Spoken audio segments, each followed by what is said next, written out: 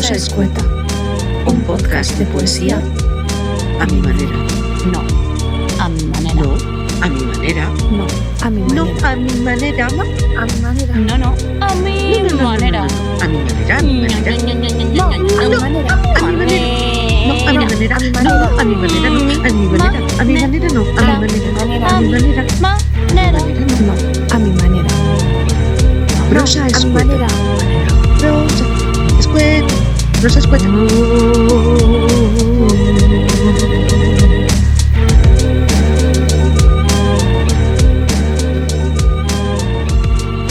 Bienvenidas a nuestra humilde hoguera. Tomen asiento alrededor del fuego. Si tenemos suerte, podrán ver cómo las palabras bailan y se sueltan la melena. Somos Nares Montero, Nancy Gallegos y Miguel Martínez, y hoy tenemos como invitada a la poeta Mónica Caldeiro. Bienvenidas a Prosa Escueta. En el dédalo perdidas.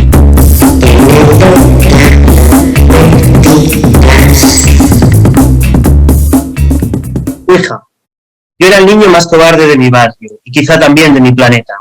Me mataban de miedo todos los espíritus que brillaban en la noche inmensa de mis 9 años. Mira, ahí estoy yo con mi pijama de lágrimas, el que está fabricando un escudo con la sábana, deseando que se haga de día cuanto antes. ¿Qué hace un niño rogándole al fantasma de su madre que no se le aparezca? Pero el miedo también es un país y tiene límites. No sospechaba entonces que las cosas tuvieran la extraña costumbre de acabarse. Se acabó aquel niño asustadizo y llegó esta angustia con barba y nubarrones. De aquellos cuervos retorcidos solo queda la jaula vacía que son estos poemas. Hoy puedo ver pelis de terror mientras bostezo y repaso la clase de mañana. De vez en cuando cruza un fantasma este salón, y yo saludo, pero no hago caso. Las almas de los muertos se cansaron de seguirme, desde que empezó a matarme de miedo, precisamente la posibilidad contraria, que no existiera. Tengo que describiros cómo habitan aquí las niñas, cómo encerraron a los animales, cómo sisean las preguntas rotas, los golpes como medallas. Cómo es recordar a través de túneles veloces, mientras en el dédalo las voces decadentes las hacen correr descalzas o esconderse del frío. Tengo que contar en alto la agónica carencia de todo lo ausente, de lo que nunca fue para ellas un ingenuo paraíso. Tengo que hablar de cómo silenciaron con embozos de algodón húmedo sus bocas y cómo abrieron surcos al miedo y a la niebla. Tengo que decirlo porque hay justicia aquí donde habitan y ya no están solas. Despierto a las 6 y el primer gesto que hago es tocar mi grieta. Se ha secado durante la noche. Ha sido extraordinariamente sofocante y voluptuosa. Estoy, por otra parte, sorprendida de que se haya secado tan pronto y de que al tocarla con mi lengua parezca un cuerpo duro que va a despegarse como una costra. Me refiero, por supuesto, a la infancia. De Naria Contreras. Non querías afogar, afojabas. Non querías crevar a lanza, matabas moscas cunha valla de loureiro. Non te coñecía no encontro da urbe, só eras na membrana dos campos, maquillaxe de cinzas nos teus osos, afogabas e afogabas. Dáballe ao teu rostro outra cor, confundíaste cos vivos, non recoñecías outra terra, berrabas por ela, camiñabas na escuridade, as apalpadelas, entre os cans, a herba cuspía limachas, pegábanse os pés en troido de víscera, en semellanza caía teu ventre, afogabas e afogabas, a idade contase por anéis, cruzabas a estrada, asegurabas a pertenza aos camiños, no día e a noite, hai sinais que din que existes, debuxan a túa silueta. A liña dos depredadores mides en milímetros, chámase atropelo. Querían chamalo progreso, mais erraron nas palabras. Ti non sabes da demencia, só da profundidade dos prados. Filmes de terror trabucados de máis escuridade e protección. Doutro xeito chegaba o home.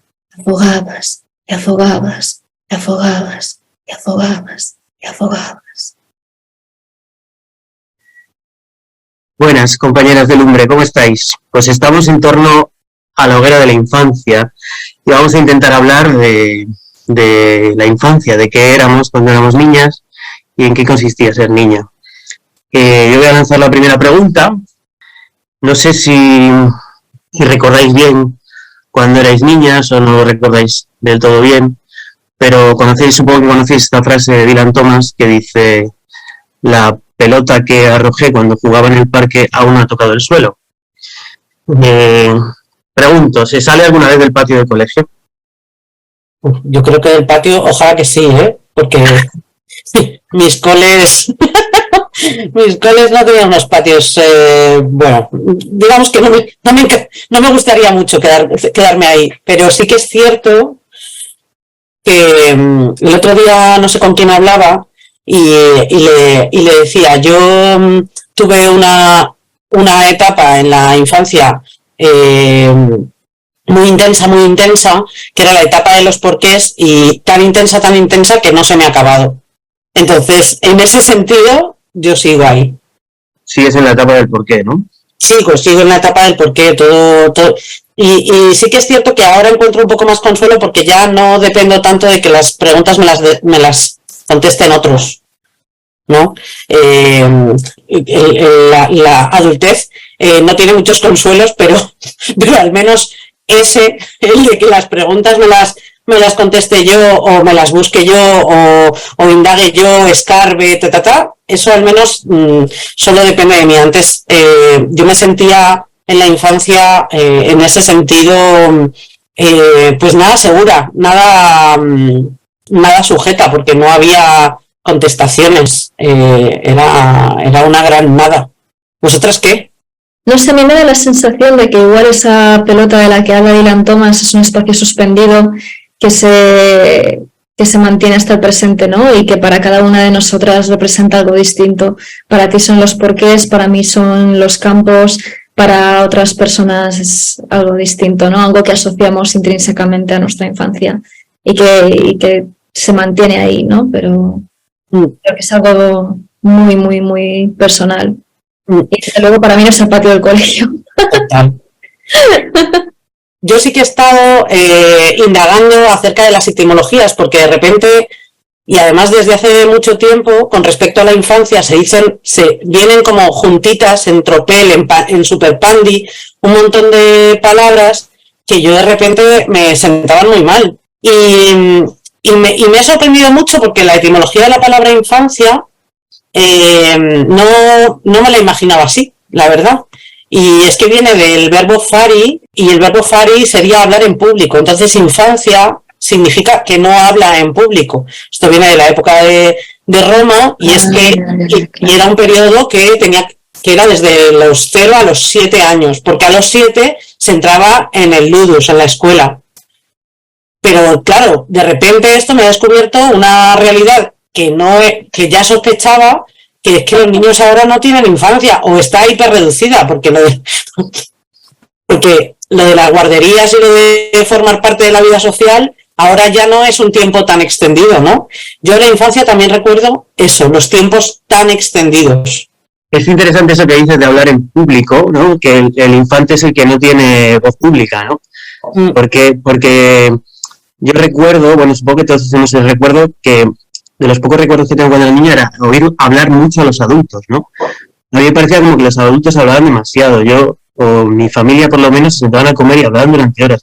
Y yo recuerdo pensar, pero qué diversión le encuentra a esta gente a estar ahí hablando horas y horas, con lo divertido que es correr para un lado, correr para otro, jugar, ¿no? O sea, supongo que al final es cuando ya te apetece hablar, cuando ya tienes voz pública, es cuando ya has dejado de ser un niño. Yo por lo menos recuerdo una mezcla de misterio, pero también pensaba como, qué tontos, ¿no? Que se pasan la vida hablando.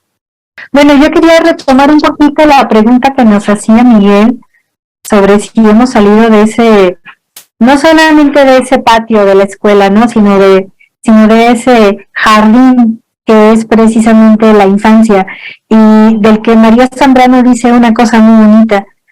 El poeta sueña con su infancia y quiere recuperarla, entrar de nuevo en el jardín irreconquistable que hay al comienzo de cada vida. A mí me parece que esta frase resume muy bien la relación que yo tengo con mi infancia. Siento que no he salido de ese jardín y que la poesía me ha dado esa posibilidad, porque encuentro en la infancia también esa primera memoria, ¿no? Y es una memoria que se va creando a partir del asombro. En el episodio anterior, Miguel decía pues que en la infancia se trataba de constatar la realidad, ¿no? Entonces, bueno, tú dijiste otro ejemplo, pero a mí me viene a la cabeza, bueno, si de niña veo que Superman vuela con una capa, pues yo me pongo una capa y me aviento de alguna altura para ver si vuelo también como el Superman, ¿no? Y entonces creo que ese tipo de acciones son muy importantes porque la infancia crea en nosotros una memoria fenomenológica, una memoria que se crea a base de experiencias, y aunque tal vez no tengamos este permiso o esta aprobación para hablar en público, como tú te referías en la etimología, Nares, cuando eres niño no importa, porque estás basándote en las experiencias del mundo, y poco te importa el lenguaje de los adultos, porque tienes tu propio lenguaje con otras infancias. Ojo, mi infancia puede ser hermosa y sublime, pero también en la infancia estamos rodeados de otras infancias que pueden llegar a ser atroces. Ahí justo te iba a apuntar yo, porque tendemos como conjunto social a romantizar la infancia, y a mí me parece que hay algo horroroso en la infancia. Quiero decir, sí que es verdad que hay un territorio, para mí el territorio del desconocimiento, el territorio del no lenguajes, quizás sí es un territorio que procuro cierta nostalgia, al que me gustaría volver, pero en realidad yo no pienso y jamás querría volver a mi infancia, bajo ningún concepto. Porque, bueno, pues primero porque vivimos en una sociedad en la que a los niños se les trata fatal. Esto, por un lado, no se les trata como personas, son protopersonas, si acaso. Está como sobrevalorada la infancia, de alguna manera, pero más en la poesía, como concepto desde fuera, ¿no? Como que está muy barnizado, pero en realidad los niños están muy infravalorados en la sociedad, ¿no? Claro, pero a los niños, por ejemplo, se les llama los inocentes, y para mí es cuando se hablaba antes de esa pandilla de palabras que va junto a la infancia, la inocencia es una de ellas, por ejemplo, y la ingenuidad es otra. Y bueno, lo de la ingenuidad, el que sea ingenuo, pues ok, pero la inocencia, que no hace daño, que un niño no hace daño, ¿de qué no hace daño? Yo te digo que a mí los niños de mi infancia y las niñas, ostras, te enseñan cómo es el mundo, mogollón. Pero luego, por otro lado, y perdonad que ya apunto esto y ya me callo un ratín, esta otra cosa que habéis comentado de que tienen su lenguaje propio. Y yo no digo que no estén generando un entendimiento propio, pero el lenguaje es el lenguaje que están mamando, y no hacen más que repetir. Y repiten esa acción de Superman, y repiten porque al fin y al cabo su cerebro y el de cualquier otro no distingue entre la ficción y la no ficción. Entonces, cuando un niño se pone una capa, efectivamente piensa que está volando. Su cerebro no lo está haciendo, pero, o sea, no lo está diferenciando. Pero por otro lado están repitiendo, están en plena mímesis. Bueno, entonces ahí tendría yo que apuntar que no se trataría entonces de su lenguaje propio, sino se trataría más bien del diálogo interno que crean a partir de este lenguaje imitado, ¿no? Total. Por ese también puedo sentir yo un poco de nostalgia, la verdad. No funcionaba mi cabeza entonces como funciona ahora, y molaba. Sí, yo por ejemplo siento nostalgia por el tema de cómo se tratan entre ellos los niños para jugar, ¿no? Como desconocidos. Esta idea como que es un poco de que el niño llega al parque y se pone a jugar con otro niño y luego no genera realmente un compromiso tremendo. Es un poco despiadado porque puedes estar horas jugando con un niño y al día siguiente no reclamar a ese niño ni echarlo de menos, ¿no? Es como que hay una relación ahí entre ellos, o yo recuerdo eso, vamos, un poco extraña, yendo por donde tú ibas, de que la infancia no es un territorio solo de la inocencia, ¿no? Sino que tiene algo un poco despiadado en cuanto que es naturaleza, está más cerca de la naturaleza, ¿no? Que lo nuestro. Sí. Y en ese sentido es un poco más despiadado, ¿no? Hay menos compromiso social, para bien y para mal. A mí me ha recordado muchísimo lo que ha dicho Nares en ese aspecto, la película La cinta blanca, creo que era de Haneke, que es brutal en ese, sí, respecto a la representación de la maldad en la infancia. Pero luego también quería comentar respecto a la etimología, que efectivamente los niños son los que no tienen voz pública, pero yo en cambio recuerdo mi infancia como un tiempo de ocupación del espacio público. Oh. Es decir, cuando yo era pequeña jugaba muchísimo en la calle con otros niños, ¿no? O sea, utilizaba mucho el espacio exterior y recuerdo, sí, esa delimitación de los espacios para los adultos y los espacios para los niños, pero había mucha ocupación del espacio público, que ahora, por ejemplo, creo que está muchísimo más acotado a los niños, ¿no? Ahora se les protege mucho de todo, porque no hay una conciencia colectiva de que los niños son de todos, en el sentido de que todos debemos proteger la infancia y crear espacios seguros para la infancia, ¿no? De manera que ellos tengan la libertad de poder moverse en los espacios públicos. Pero ahora hay una sobreprotección, ¿no? que viene dada por unos peligros que pueden ser más o menos reales, pero cuando nosotros éramos pequeños, lo habitual era ocupar espacios colectivos y también estar con los hijos de los vecinos y con tal, ¿no? O sea, digamos, estar más en colectivo, ¿no? De lo que están los niños ahora, por lo general. Precisamente por esa cuestión social que ya has apuntado tú, Mónica, que pues eso, cuando nosotras éramos pequeñas sí que ocurría esto de que si estabas en medio de la calle y venía un coche, la vecina te lo decía. La vecina estaba al pendiente, siempre había algún adulto, te conocieran o no te conocieran. Si no te conocían, daba igual. Siempre había un grito, un no sé cuántos, un quítate de ahí, lo estoy diciendo a lo mejor en términos que parecen un poco violentos, pero no lo digo desde la violencia, sino desde la protección, desde ese compromiso de que a la criatura, sea quien sea, no Sí, que eran le de pase todos. nada. Sí. Los niños eran de todos, ¿no? O sea, uno podía decirle a un niño, oye, ¿qué haces? No sé qué. Ahora es como que el niño es del padre, ¿no? Casi Sí, se ha convertido en una propiedad privada. Estamos como en un la... avatar, sí, sí. Y además la sobreprotección también ha alcanzado otros territorios. O sea, esto que cuenta Mónica a mí me hace mucho sentido. Creo que quienes estamos aquí somos niñas, niños, que parte de nuestra crianza fue en la calle, raspándonos, cayéndonos del árbol, aprendiendo a andar en bici como podíamos, ¿no? Saltando charcos. Y entonces ahora siento que esta sobreprotección, sí, claro, afuera también obviamente el peligro es mayor que antes, ¿no? Yo recuerdo que de niña en vacaciones podía salir desde las 10 de la mañana hasta las 8 de la noche a la calle, ¿no? Y mi mamá cada rato me gritaba, ¿dónde estás? Y entonces por ahí yo le gritaba, por acá ando, así, ¿no? Había esa libertad. Hoy en día yo lo veo con mis propias sobrinas, la más grande tiene ahora 13 años, y no va a la tienda sola. Digo, porque acá en México también el panorama es un poco terrible en cuanto a violencia, ¿no? Entonces yo veo a mi cuñada el temor que le da cada vez que deja a la niña en el colegio, en la secundaria, ¿no?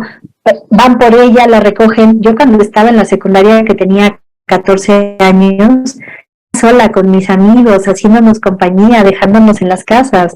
Entonces, estamos hablando de infancias a las que se les ha quitado un territorio y se los ha cambiado por otro. Vamos del espacio físico al espacio digital. Hoy en día las infancias tienen una forma de comunicarse con el mundo que mayormente es digital.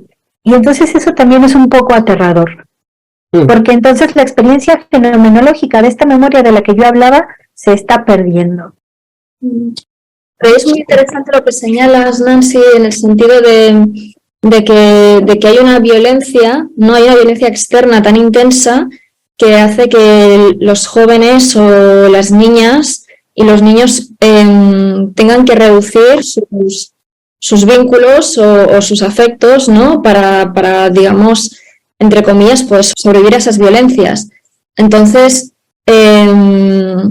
Claro, no está solo la cuestión digital, ¿no? Que evidentemente afecta a todas las criaturas de hoy, sino que hay otros factores que también pueden hacer, ¿no? que efectivamente hay una reducción de los espacios para la infancia. Bueno, hasta el punto que se convierten en infancias confinadas, ¿no? Sí. Y hipervigiladas, además. Ya no van solos a la tienda, a lo que sea, pero además van con móvil, ¿no? También es como la pantallización constante. Bueno, y esa percepción de hiperprotegidas también podría llegar a ser un poco confuso, porque luego también, en realidad los padres, por más que quieran y por más filtros que pongan a la tableta o a los celulares de sus hijos, en realidad hoy en día los niños, las niñas están más avesados en el uso de la tecnología que nosotras. Entonces, en realidad no sabemos hasta qué punto, qué tanto control tienen los padres sobre los dispositivos electrónicos de sus hijas, de sus hijos, o sea, eso en realidad no sabemos, ¿no? Y entonces ahí también hay un peligro. Entonces las infancias están siendo golpeadas por el territorio público, pero también por el territorio digital. Entonces, ¿qué pasa ahí? Lo dejo así como pregunta al aire libre. Bueno, pues dejamos que cada uno vuele a su propia infancia y esperamos que sea también un poco la infancia de los demás. Criaturas de manantial. Criaturas. Bueno, hoy nuestra invitada, como ya lo ha dicho antes Miguel, es la poeta Mónica Caldeiro. Para quien no la conozca, nació en Barcelona en el 84. Es poeta escénica, escritora, ejerce como traductora especializada en medicina y poesía desde 2009. Es autora de los poemarios Accidentades de Cremar, Latitud Sur, Avispero, La música de los planetas y Vaginas, cartografías y asteroides. Su obra ha aparecido en antologías como Lupercais, una antología posible, entre otras. En 2011 fue poeta residente en el programa Spoken Word de The Banff Center, Canadá, y ha llevado su obra por festivales nacionales e internacionales. Hola Mónica, estoy súper contenta de que estés aquí. Estoy muy contenta yo también. Porque además se publica ya este mes. Yo no sé si cuando esto salga al aire ya estará o estará a punto.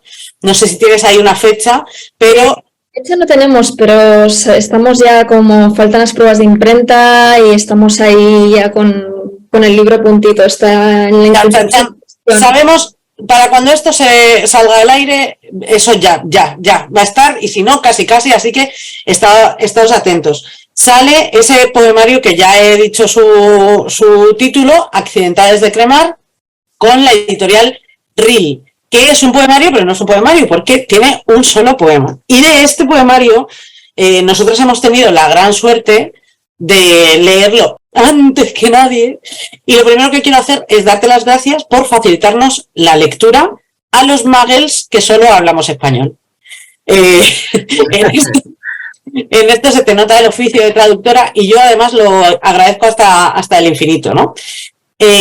Como decía, este mes sale Accidentades de Cremar, tu último poemario, con ese único poema escrito en catalán y traducido al español, y lo primero que me gustaría preguntarte es, ¿puedes contarnos cuál es tu experiencia y posición al escribir en lenguas minorizadas, es decir, violentamente reducidas en su uso? Es una buena pregunta. Gracias. Es una buena pregunta porque mi posición es principalmente vivenciar, en el sentido de que llegó un punto en mi vida en el que me pregunté que por qué, si mi cerebro y mi existencia son políglotas, mi escritura es monolingüe. Y bueno, y el catalán para mí es una lengua vehicular que aprendí desde que era pequeña en la escuela. El gallego es mi lengua materna, y entonces llegó un punto en el que dije, bueno, esto se tiene que acabar, ¿no? Esto de escribir únicamente en español se tiene que acabar. Y Y bueno, y justo ese verano, el verano que escribí este libro, estaba traduciendo al poeta Charles Bernstein al catalán, a quien por cierto le dedico el libro, junto a mi hija Nora. Bueno, digamos que a Charles Bernstein le doy las gracias, ¿no? Porque la traducción de sus poemas fue lo que de alguna manera impulsó también la escritura de este libro, entre otras circunstancias. Y sí, no, la cuestión es que era un cambio que era necesario para mí y que ha sido muy interesante. Ah, sí, además de Charles Bernstein, sí, estaba leyendo la obra completa de Maria Mercè Marçal y bueno, y de alguna manera pues me tocó, empecé a escribir en catalán de manera natural y surgió esta cosa. Te voy a cambiar un poco de tema. Yo he sacado de la lectura del libro como 3 temas importantes. Uno de esto era este de la lengua, que nos podríamos extender mucho más, porque ya solo que lo llamen lengua minorizada y tal, ya a mí me ha llevado a ver, voy a tirar de este hilo y tal. Pero también es cierto que otro de los temas en el libro, o otra de las cosas que a mí me ha llamado poderosamente la atención, es que en el libro hay una especie de disclaimer necesario, en el que aclaras que el poema es fruto, el texto es fruto de una coyuntura y no un relato biográfico. Y mi pregunta aquí sería, ¿por qué te ha parecido, Mónica? Es un poco, o sea, ya me vas a perdonar, pero ¿por qué te ha parecido necesario hacer esta advertencia? O sea, ¿qué es necesario prevenir con ella? ¿Qué es necesario prevenir? La interpretación biográfica. Porque en el caso de las personas que estamos atravesadas por diferentes opresiones, muchas veces es muy fácil hacer lecturas biográficas, explicar diferentes conclusiones que no tienen que ver con la literatura y entonces he hecho esa advertencia como modo de decir que toda literatura es ficción, al fin y al cabo, ¿no? Por mucho que exista una coyuntura para la creación, la literatura es un acto de ficción. Y aunque sea una autoficción, básicamente es como, bueno, el yo que escribe está ahí, pero es literatura, esto no es mi biografía, esto no es una forma de ver, esta es Mónica, qué es esto y qué es esto, sino centrémonos en lo que es importante, que es la poesía, ¿no? A mí esto me gusta mucho que lo comentes, sobre todo porque de alguna manera en esta época en la que lo autobiográfico está en todas partes, me parece que se alimenta mucho el morbo, ¿no? Y de repente se lee un poema con claves con las que leerías una revista o alguna otra cuestión así, ¿no? Y de repente, tanto en los ensayos, a mí los ensayos en muchos casos también me parecen literatura. No se suele tener tanto en cuenta que el hecho de que el material que se use sea biográfico no relata. No necesariamente relata el hecho biográfico, es solo la excusa. Exacto. Pero me parece interesante este disclaimer y me parece como un dato a tener en cuenta, que vivimos en un momento en el que se tiene que decir a la gente, ojo, no te tomes esto al pie de la letra.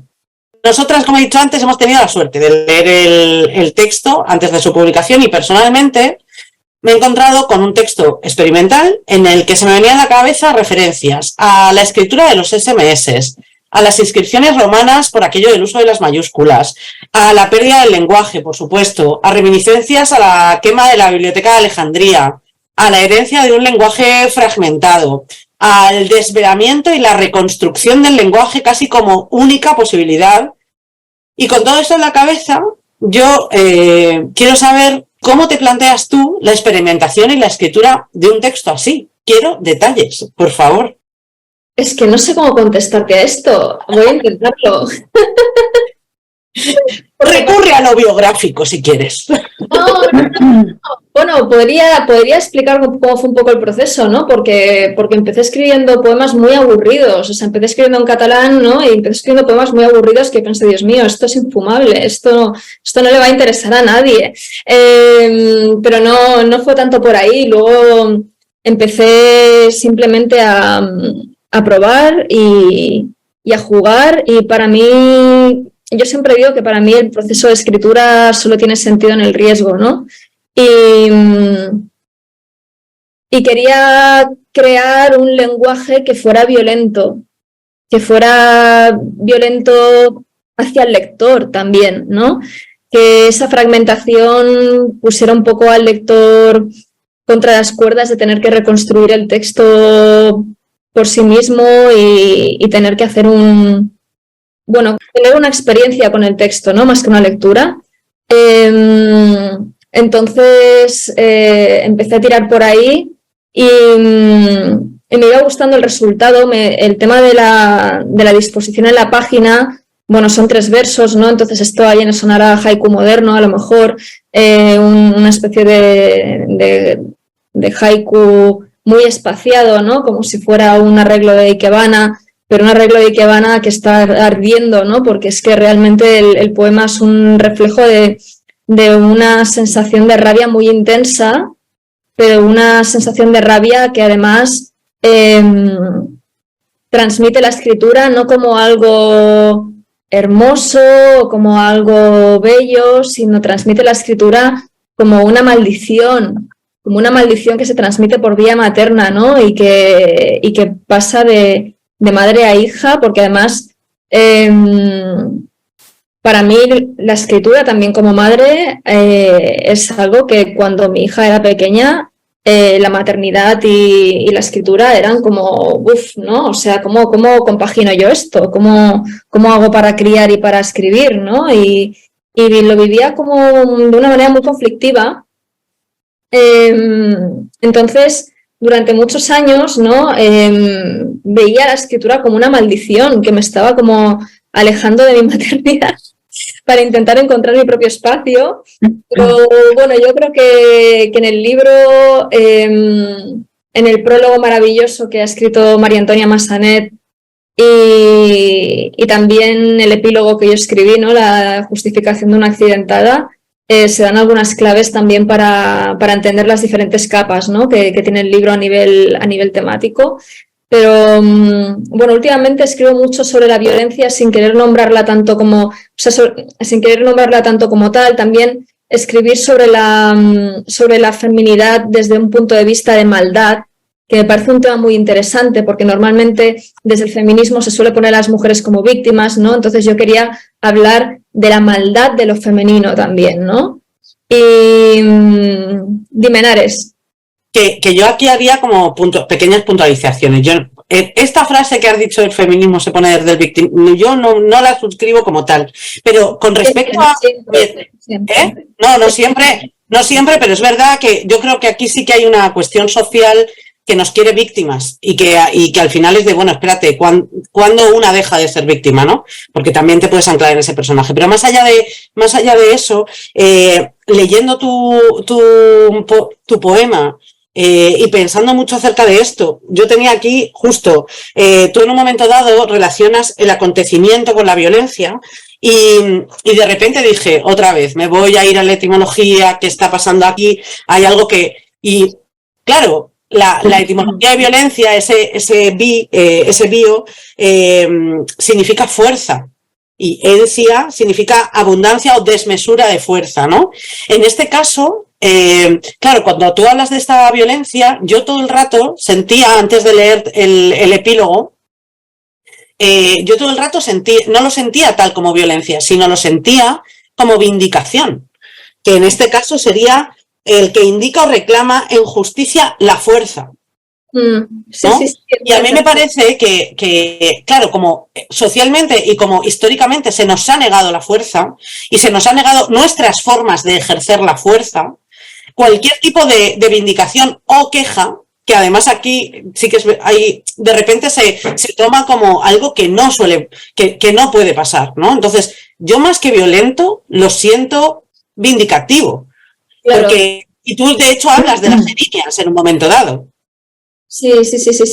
No, y además es que, por ejemplo, en el término maldad, de maldad femenina, a mí me inspiran muchísimo todas las películas de Von Trier, ¿no? Ese tipo de maldad. No la maldad que se ejerce sobre otros, sino la maldad del decir, quiero ser mala, La ¿no? malicia.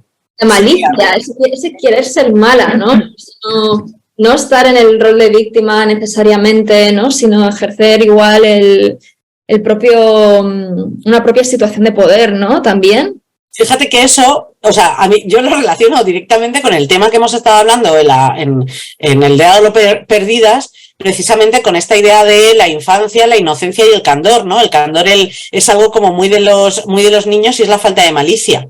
Entonces, de repente sí, no tengo por qué ser candorosa, no tengo por qué ser así, soy muchas más cosas. Lo interesante es que hay ese diálogo, ¿no? Entre la madre y la hija. Total. ¿No? Y entonces la madre está traspasándole esa maldición, ¿no? Que es la maldición, es la de la escritura, pero también es la del poder y la de la rabia, ¿no? Y la del fuego. Es como yo te estoy traspasando el fuego. Entonces, para mí eso es parte de decir, bueno, hay una pregunta, ¿no? Hay un momento en el que la madre dice a la hija, ¿no? En el poemario, esta es tu herencia, la sabrás rechazar, ¿no? Es como hasta qué punto vas a querer esto, no vas a quererlo, hasta qué punto vas a ser capaz de acoger ese fuego, ¿no? De acoger esa maldad, ¿no? Esa malicia, y hacerlo tuyo, ¿no? Y me parece que en esa pregunta que tú señalas, que viene en tu poemario, precisamente también está la matriz de la ruptura transformadora que comporta la lectura de tu poemario, ¿sabes? Ahorita que precisamente nos hablaba sobre esta violencia, esta conciencia de querer ser violenta, pensaba yo en Catherine Malabou, una filósofa ya post-deconstructiva, que precisamente plantea una propuesta que es la plasticidad en la escritura, ¿no? Y plantea la plasticidad no desde la forma, sino más bien desde el movimiento interno del lenguaje. Y en ese sentido, me parece que ese grado de violencia de que tú hablas es precisamente esta ruptura transformadora, porque, bueno, además estás también desplazando el lenguaje, ¿no? Por ejemplo, o sea, leerlo es difícil y me gustó mucho que como lectora me sometieras a esa violencia. Entonces de pronto me veía leyendo varios versos una y otra vez, tratando de identificar lo que querías decir. Entonces, de cierta manera, el poemario también se me presentó como un acertijo y ese juego me gustó mucho. ¿Por qué?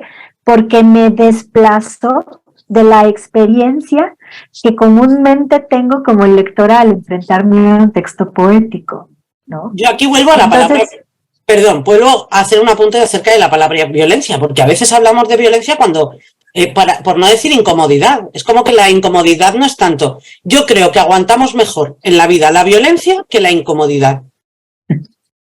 De verdad os lo digo, soportamos muchísimo peor la incomodidad y creo que es muy incómodo encontrarte con un texto así, pero a la vez es tremendamente sugestivo, ¿no? Que es por donde tú ibas, Nancy. Sí, porque pues precisamente siento que también el tuyo es un ejercicio es un ejercicio en contra del logocentrismo y eso me encanta, ¿no? Y por eso a mí, bueno, claro, como lectora te sientes incómoda y dices, no estoy entendiendo qué está pasando, tengo que volver a leer. Y en esa apuesta de volver a leer, en realidad lo que estamos haciendo es desplazándonos de esta idea del logocentrismo, ¿no? Porque entonces tú le estás confiriendo a las palabras otra sustancia. Y eso creo que es algo que se ve obviamente en todo el poemario, ¿no? Y al final, ya cuando vas al final, ya te sientes familiarizada con esa ruptura transformadora. Sí, entonces, esa violencia pasó a formar parte de una experiencia y eso me encantó. Sí, no digo que no voy a revelar el final del libro para no hacer spoilers. Terminas con un epílogo. Termino con un epílogo, pero hay un verso final Es que verdad. es importante, ¿no? Y que también tiene relación con lo que dice Nancy, pero no quiero spoilear, que los Generación Z dicen que es muy feo eso de spoilear. Pero sí, tiene que ver con la cualidad. Voy a intentar decir algo sin desvelarlo demasiado. Tiene que ver con la cualidad de que hay algo que se reúne, ¿no? Hay algo que se unifica al final, ¿no? Después de todo lo fragmentado y lo que está roto, hay algo que está unificado, ¿no? Sí, hay como una reconstrucción del sentido, ¿no? Esa ruptura transformadora a la que yo Sí, me refiero, creo. Sí. Me interesa esto mucho, el tema de la escritura como maldición, ¿no? Como maldición que además es como hereditaria, como se heredan enfermedades, ¿no? Como se heredan dinámicas del carácter. Y te quería preguntar, Mónica, si crees que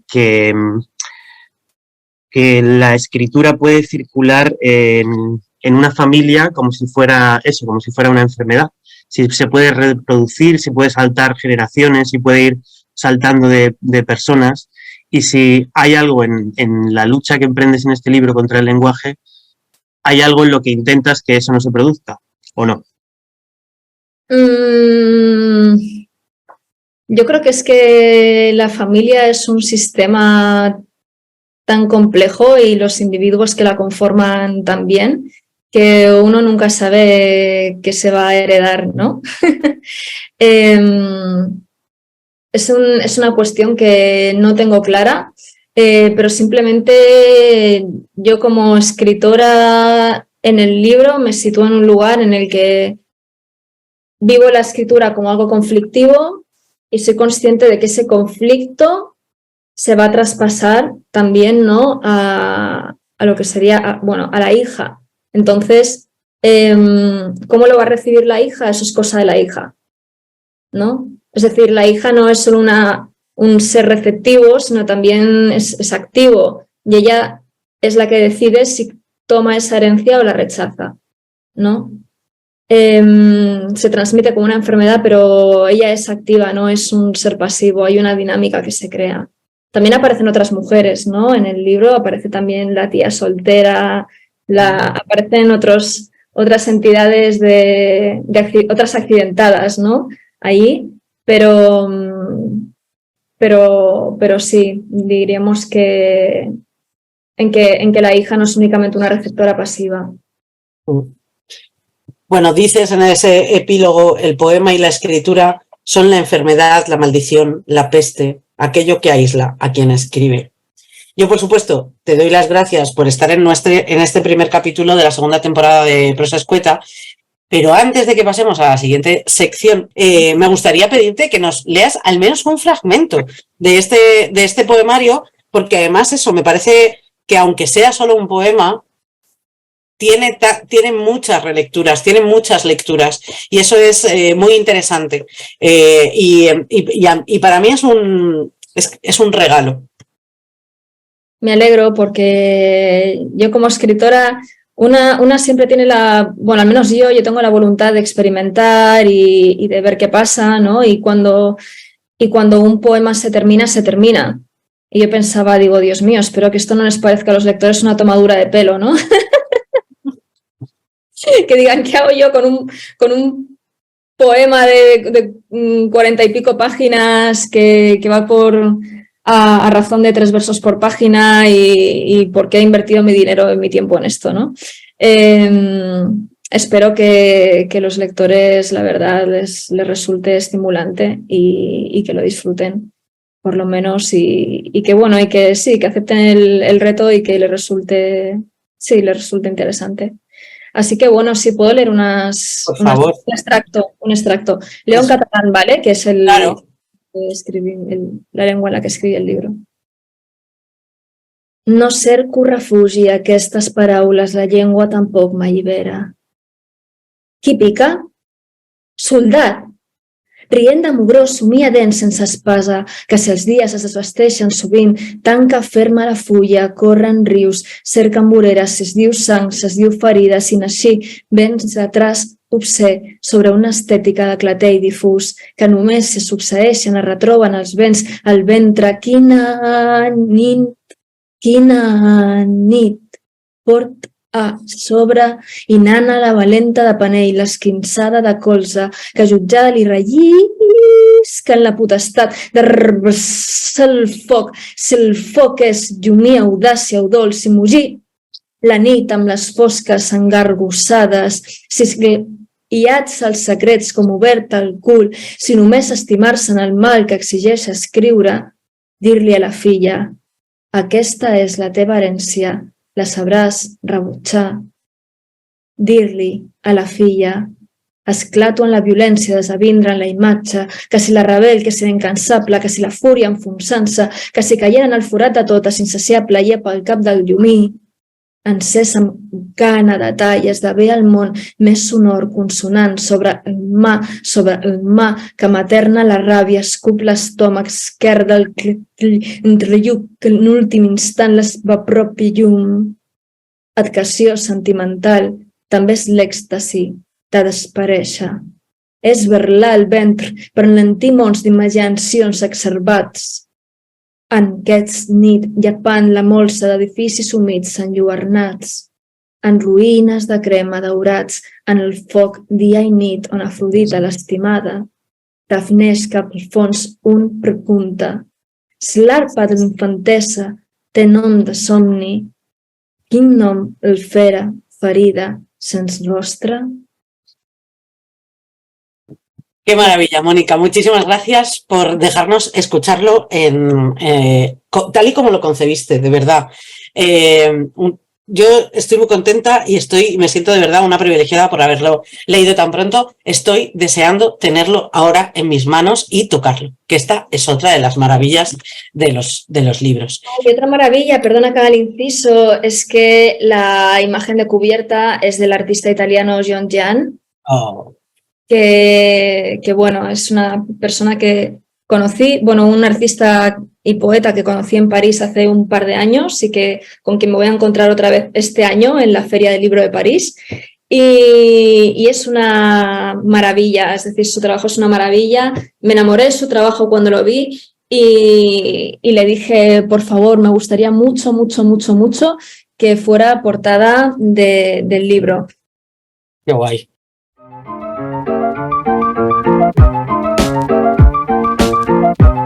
Anacrónicas de Modé.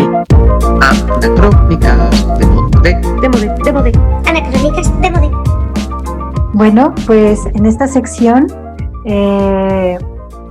me gustó mucho precisamente buscar recomendaciones sobre la infancia. Y bueno, lo primero que quiero hacer es recomendarles La Furia y otros cuentos de Silvina Ocampo. Es un poemario, no es cierto, no es un poemario, es una serie de cuentos en los que el hilo común es la infancia, pero precisamente son infancias escabrosas, terribles. Uno de los cuentos trata, se los digo rápidamente, sobre una niña que tiene su fiesta de 15 años, ¿no? Y entonces es una niña en silla de ruedas. Entonces invitan a la gente, a los niños, y para no hacerles largo el cuento, y aquí sí spoileo un poquito, porque pues es como contar un cuento sabido de Edgar Allan Poe, en la fiesta todo el mundo termina comiéndose a la niña. Hay otro cuento que se llama El vestido de terciopelo, en el que una niña acompaña a su mamá modista, salen de los barrios bajos de Buenos Aires para llegar a Recoleta, un lugar así, y entonces mientras la señora de la casa se prueba un vestido precioso ¿cómo se llama?, de terciopelo rojo, la niña que va con la madre pues empieza a darse cuenta de cómo el vestido comienza a asfixiar a la señora. Entonces Silvina Ocampo, con ese ingenio maravilloso que tiene, y que nada le pide a Bioy Casares o al propio Borges, nos ofrece esta visión del mundo muy mala, embrujada tal vez, desde las infancias. Entonces, tienen que leerlo, es maravilloso. Ahora, por otra parte, les quiero recomendar una película que yo vi el año pasado y que me dejó también con los pelos de punta. Se llama Noche de Fuego y es de la directora salvadoreña Tania Hueso, Hueso con Z. Noche de Fuego a mí me tocó mucho porque es una película que se filma en México y que tiene que ver con la historia de las infancias que son atravesadas por el narco. Es la historia de dos amigas, dos niñas, de cómo van creciendo y de cómo en el pueblo en el que viven, que está sitiado por el narco, pues ellas tienen que pasar desapercibidas, porque una de las prácticas comunes del narco en estos pueblos aislados de México, pues es precisamente la trata de blancas, ¿no? Entonces es pues la historia de estas dos niñas y sus madres y de cómo sus madres tratan de camuflarlas para que no sean niñas visibles, ¿no? Entonces se las recomiendo muchísimo, recibió una mención en Cannes, está súper bien hecha. Y bueno, mi última recomendación para suavizar un poquito el tema de la infancia es pues es la serie de obras pictóricas, la serie de cuadros de Mary Cassatt, nacida en Pensilvania, gringa, nacida a finales del siglo XIX, fue también una de las primeras pintoras que se pasan al impresionismo. Y a mí me gustan mucho sus cuadros sobre la infancia porque retratan escenas de la infancia en las que yo todavía me identifico, como una niña sentada en el jardín leyendo un libro, un niño jugando con su perro. Son imágenes cotidianas de niños cotidianos de su época, de Pensilvania. Y me alegra mucho volver a estos cuadros y poder identificarme con esa otra realidad todavía, ¿no? Son escenas muy lindas, pues obviamente también la técnica impresionista está presente y creo que pues es una pintora que vale la pena conocer. Esas son mis recomendaciones para esta sección. Y entonces ahora nos toca así a los demás a hierro, ¿no? Hierro. Dale tú, Miguel. A lo bestia. Pues mira, yo voy a recomendar una película y ya está. Pero es una película un poco rara y un poco turbia que se titula y que aúna, sobre todo aúna el tema de la infancia, que es el que hemos estado hablando, pero también el tema de la poesía, que era el tema de nuestro episodio 0 y que es el tema en general de este programa. Se titula La profesora de parvulario. No sé si la habéis visto, es una película de 2018 de una directora y guionista que se llama Sara Colangelo, que le dieron creo que es mejor dirección en Sundance o algo así, de cine independiente americano. Es gringa también. Y bueno, cuento muy rápido, sin spoilers. El argumento es que es una profesora de parvulario, un poco hastiada de la vida, que su familia no le hace mucho caso y que de repente encuentra un diamante en bruto en uno de sus niños, que es un niño poeta. El niño de repente, en mitad de la clase, se pone a balbucear poemas, ¿no? Y entonces ella está interesada en la poesía y se da cuenta de que el niño tiene mucho talento para eso. Entonces, el niño además tiene como momentazos poéticos que de repente le dice a la maestra, tengo un poema, ¿no? Como si tuviera pis, ¿no? Como si tuviera ganas de cagar. Y entonces la maestra se lo lleva y el niño dice su poema ahí de repente. Pues bueno, es la relación entre esa maestra que busca sacar el talento del niño a la luz y el niño que no sabe muy bien lo que tiene entre manos. Y es perturbadora, pero bastante curiosa. Y como y hay pocas películas que hablen de poesía y además trata el tema de la infancia, pues vedla. No sé en qué plataforma estará, pero es reciente, es 2018, o sea que estará por ahí en internet seguro. Creo que la vi en Filmin, no sé si estará todavía, pero la vi en Filmin, sí. Y hay una cuestión muy interesante que no ha apuntado Miguel sobre la película, que es que la maestra va a clases de escritura creativa y ella es una pésima escritora. Sí, y Entonces reconoce en el niño la frescura, ¿no?, de un poema que ella es incapaz de escribir. Ella no puede escribir de esa manera fresca, ¿no?, como ven en el niño, pero ella es fatal escribiendo, es muy mala. Sí, es una peli muy para poetas, ¿no? Porque yo creo que como este es un podcast de poesía, seguro que hay poetas que les interesará ver esa peli. Sí, además a mí me parece muy curioso porque hay una escena que es en el Bowery Poetry Club de Nueva York y vi bastantes caras conocidas allí de colegas. ¿Sí? Salían en la película, sí.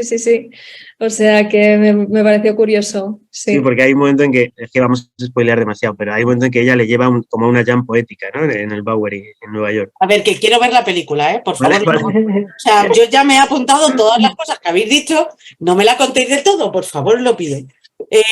Venga, va, voy yo. No me ha costado mucho decidir qué quería recomendar para este primer episodio, porque de repente sí que es cierto que, y no lo hemos mencionado, que una de las cosas que siempre tenemos asociadas a la infancia es la ternura. La ternura que vemos los adultos a los niños, la ternura que de repente reconocemos en nosotros, bueno, toda esa cosa. Y hay una poeta o una lectura que he hecho hace relativamente poco tiempo que a mí me devuelve mucho a esa ternura. Me estoy refiriendo a Mary Oliver, a la poeta Mary Oliver. Me he leído La escritura indómita, os recomiendo el libro muchísimo porque es volver a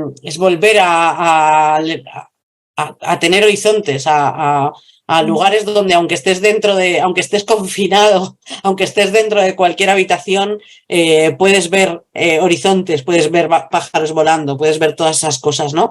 De Mary, además, en nuestro Instagram, en el Instagram de Ediciones Deliciosas, hicimos precisamente por este amor que nos entró intensísimo, un delicatessen en el que os contábamos cosas como, por ejemplo, que ella misma cuenta que su familia era disfuncional y que fue abusada de niña. Desde pequeña utilizó la literatura y los paseos por el campo para aliviar su ansiedad, ¿no? O, por ejemplo, otra de las cosas que se descubren en el libro es cómo su relación con la poesía de Edna San Vicent Millay, ya que fue ayudante de la hermana de Edna, de Norma, ¿no? Y que era albacea de la obra de Edna. No tenía ni idea de eso, de que estaban conectadas. Sí, no la llegó a conocer, pero sí. ¿O qué más? Pues que tiene más de 30 publicaciones de poesía, ¿no? Bueno, en la escritura indómita dice cosas tan maravillosas como algo que me recuerda un poco a Mónica distinto, pero dice: el trabajo creativo requiere soledad, requiere concentración, sin interrupciones. Es verdad que Mónica decía que aquello de que la escritura aísla, ¿no?, a quien escribe. Bueno, pues a veces es necesario aislarse. O dice otras cosas, a ver si encuentro por aquí, como una vida entera, y en esto se resume todo: belleza y terror. O, por ejemplo, tras una infancia cruel, una debe reinventarse y luego reimaginar el mundo. Y esto me parece, bueno, pues que conecta mucho con nuestro tema. Tengo seleccionado de su poemario, hay poca obra traducida de Mary, y esto me da mucha pena, pero bueno, encontramos al menos un par o tres de poemarios suyos, y el que tengo entre manos es Felicity, que lo publicó Valparaíso, y hay un poema que podéis encontrar en internet, pero que está en este libro, que a mí me encanta y me gustaría, si me dejáis, leeros, que dice: el título es Nada es demasiado pequeño como para no hacerse preguntas. Y yo, que soy la de los porqués, pues ya entenderéis por qué me gusta a mí este poema, ¿no? Dice: el grillo no se pregunta si existe el cielo, o si es que existe, si habrá espacio para él. Es otoño. El romance ha acabado. Aún así, canta. Si puede, entra en una casa, por el resquicio más pequeño de la puerta. Entonces la casa se vuelve más fría, canta despacio y más despacio, y de pronto, nada. Debe de significar algo, no sé qué, pero sin duda no significa que no haya sido un excelente grillo durante toda su vida. A mí lo que me fascina de Mary Oliver es que llegara a ser la escritora más leída de Estados Unidos y sus poemas estaban en el tranvía de Boston y además es que es una poeta esencialmente contemplativa, ¿no? Entonces es como una poeta tan contemplativa tiene tanto éxito en un mundo y en una sociedad con tanto ruido. Es como que hay algo esencial que late, ¿no?, de los poemas de Mary Oliver y que está y que late en la esencia de sus lectores, ¿no?, de quienes la leen, que es como esa necesidad de buscar ese espacio de contemplación, de silencio, de esencia, ¿no? Me parece maravilloso. Sí, leer a Mary Oliver para mí es lo más parecido a estar ante un paisaje. Sí. No hay prisa, hay ruido, pero es el ruido de un paisaje, es el ruido de los animales, es un ruido que no te agobia, ¿no? Por lo menos. Y de verdad que, y luego esa cosa de la contemplación de Mary me produce una tremenda ternura, de verdad os lo digo. Y bueno, me parece hiper recomendable. Sí, yo la adoraba. Y uno de los motivos por los que igual no hay tanta obra traducida es porque tiene una traductora asignada en lengua española. Entonces no puede escoger, yo no pude pedir traducir un libro en Mary Oliver porque me dijeron que ya tiene traductora asignada oficial y entonces nadie más puede traducir libros suyos al español. ¡Wow! A veces pasa con algunos autores. A veces. Ya. Sí. Y entonces hay que esperar, ¿no? A que No eso sé. caduque o algo, ¿no? Entiendo yo, porque... Ya no sé, o hasta que el traductor se muera, no sé.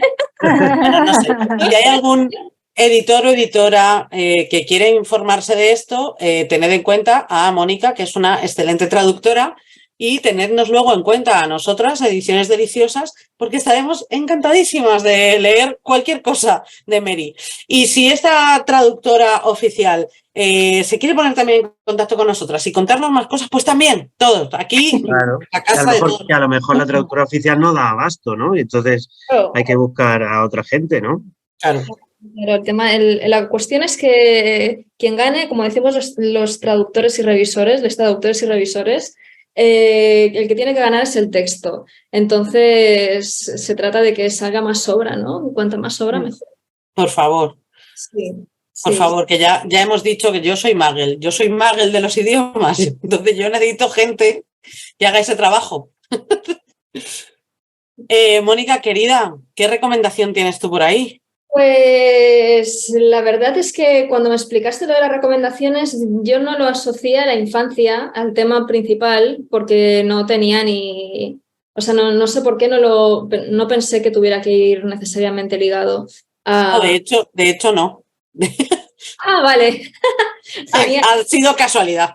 Perfecto. Yo quería hacer la recomendación... Bueno, en realidad son dos recomendaciones, pero que están unidas de cosas muy diferentes, que para mí yo quería precisamente hablar del tiempo suspendido, de las experiencias de tiempo suspendido, que creo que están tan relacionadas con la cita que comentó, que dijo Miguel de Dylan Thomas al principio del podcast, ¿no?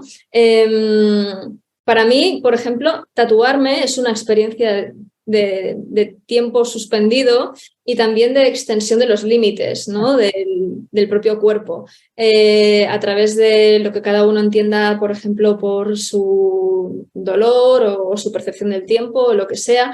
Pero, por ejemplo, en cine, este tipo de sensación de extensión y de algo que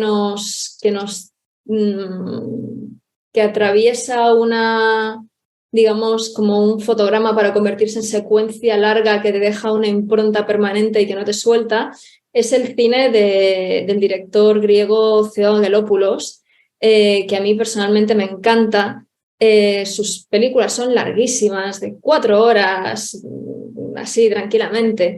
Hay que tener paciencia, tiempo y dedicarle porque es exigente. Pero a mí me encanta. Y tiene secuencias larguísimas en las que a lo mejor aparentemente no está pasando nada, pero están pasando muchísimas cosas, ¿no? Y esa experiencia de contemplar, ¿no? lo que te están poniendo delante durante varios minutos, ¿no?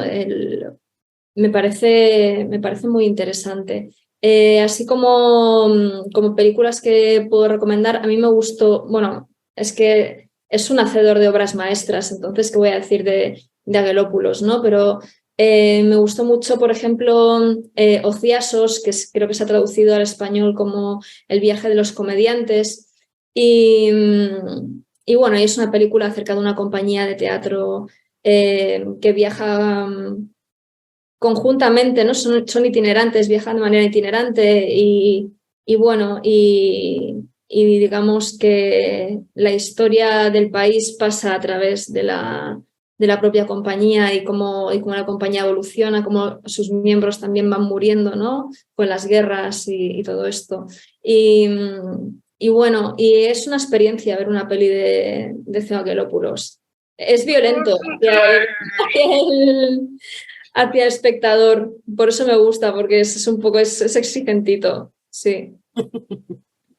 Bueno, antes de dar la despedida, me recuerdan también a las películas de Bela Tarr, que también son extensísimas. Me gustan ese tipo de películas. Nada más así, leve. Y bueno, pues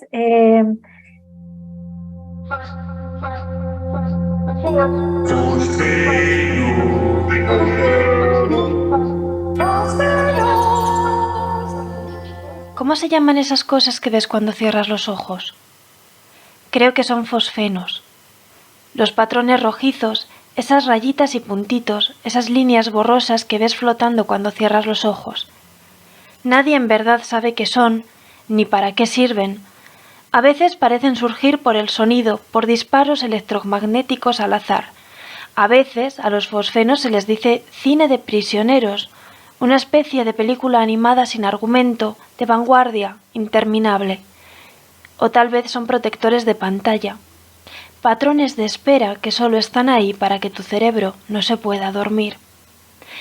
Este fragmento que os he compartido es un texto de Laurie Anderson y fue el texto que me envió Nares para sugerirme el título de esta sección, de Fosfenos.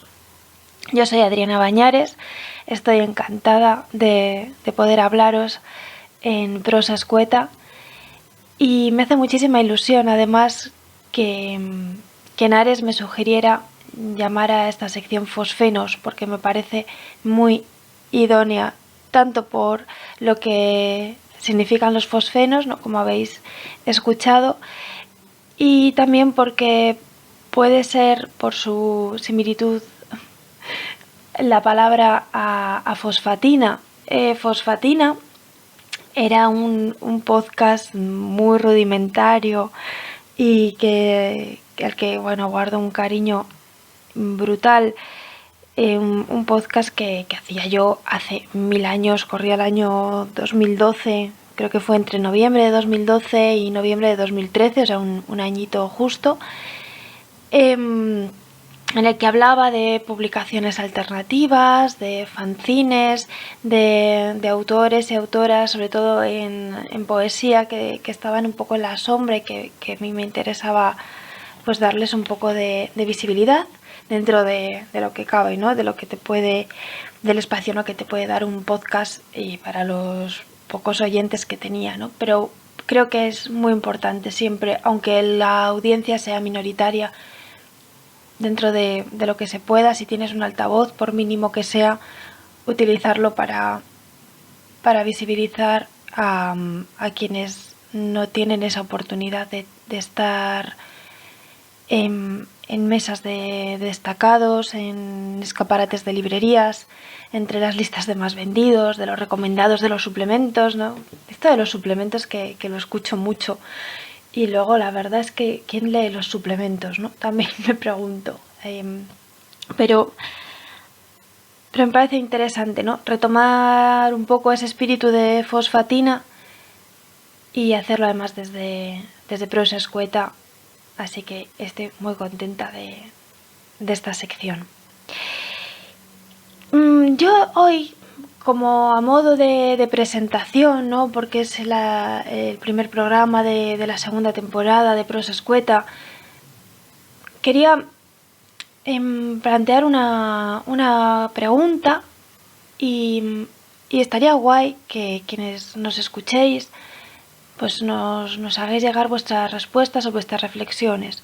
Últimamente pienso mucho en la idea, en el significado de lo que es ser un poeta maldito.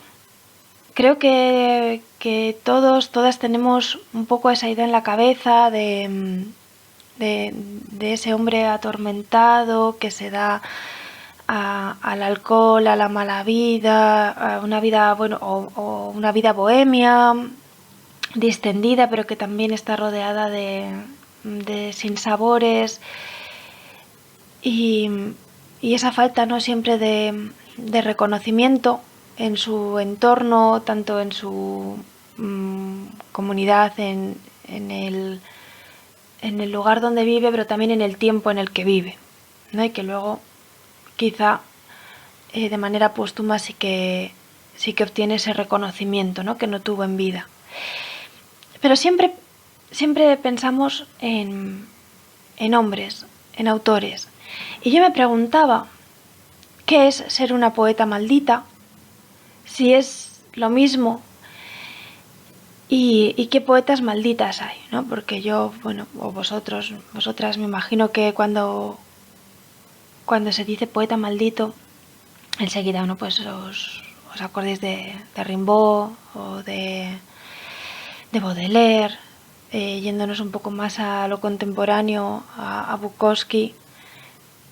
Pero cuando hablamos de mujeres malditas, de poetas malditas, me da la sensación de que volvemos un poco a lo mismo, de hablar de poetas invisibilizadas, ¿no? O de poetas a las que su muerte ha tenido más peso que su vida, ¿no? O sea, puedo pensar, por ejemplo, pues buscando en Google, ¿no?, antes poetas malditas, pues me salían referencias a Emily Dickinson, a Alejandra Pizarnik, a Anne Sexton, pero digo, bueno, pero es que realmente no hay similitudes, ¿no? Cuando busco poetas malditos y me aparece, por ejemplo, Bukowski, no veo esa similitud que puede haber con lo que puede significarse poeta maldita cuando nos referimos a Anne Sexton, ¿no? O sea, en el caso de Anne Sexton, ¿no?, o de Pizarnik, de Sylvia Plath, se las considera malditas. ¿Por qué? Porque se suicidaron, porque tenían... O sea, no sé si me estoy explicando.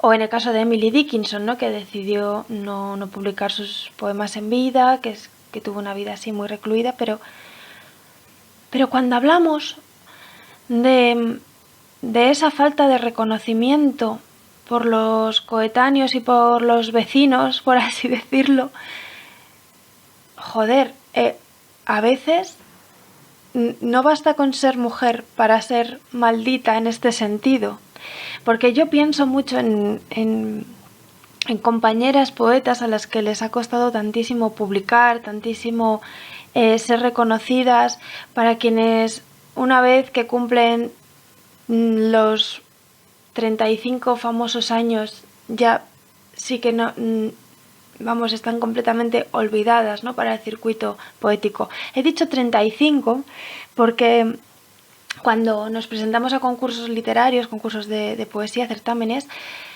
hay una barrera muy clara, ¿no? Los certámenes que están dirigidos a poetas jóvenes, que son muchísimos, terminan, ¿no?, la franja de edad son los 35. Pero yo creo que incluso a los 30 ya empieza a ser muy jodido ser mujer y ser poeta reconocida, por lo menos, no sé, sí, en este país y en este entorno. Ay, los fosfenos, ¿no? Que son también, son efímeros, pero siempre están ahí, ¿no? Realmente, para que no se apague el cerebro, como decía la cita de Lori. Pero bueno, como el humor vitrio, ¿no? Que yo no tenía claro si era lo mismo, el humor vitrio de los fosfenos. Yo creo que los fosfenos sí que es ese remanente que está ahí siempre ahí, aunque cierres los ojos, tal.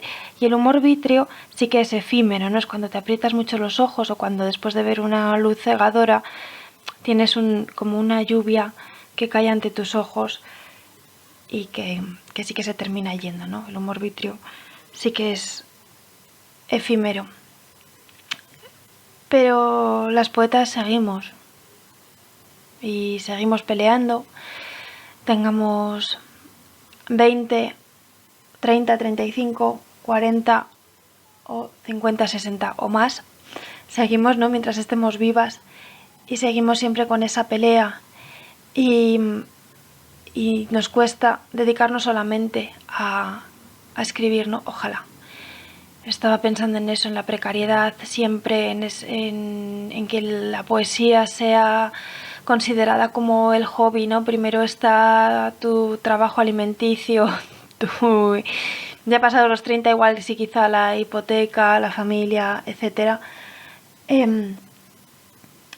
Y lo difícil, ¿no? Que es siempre acceder a esas mesas de novedades, a esas primeras editoriales grandes.